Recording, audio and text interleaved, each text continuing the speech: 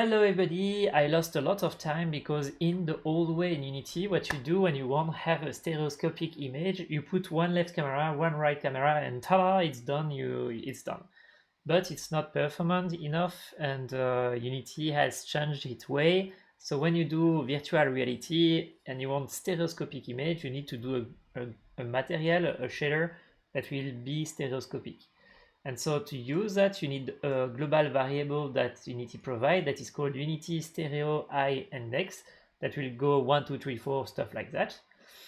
And here what happened is that if you want to do a stereoscopic image, so I will show you my Unity project. I just have a square here, a cube.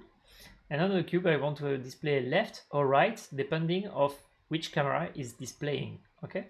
So you just put my shadow in your project, then you put your left and right image in it on the material, and for the shader, this you create a custom function. So my left and my right are here, my source.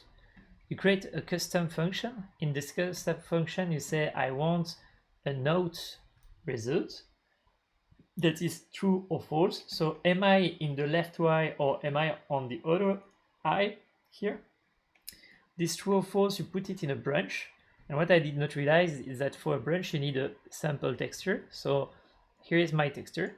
Here is the sample texture that will convert that to the value that he accepts. The left, the right, and we put it in the base color of here, the light we chose.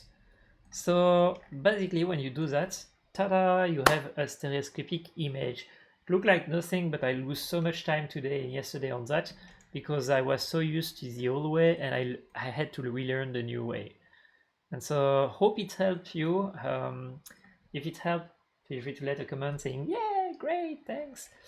But yeah, me, it was really helpful to succeed to do that because now I can do 360 stereoscopic image and double image, simple double image. I cannot show you here what it will give because you don't have a stereoscopic view, but you just have to understand that when I press play here, I verify what I said.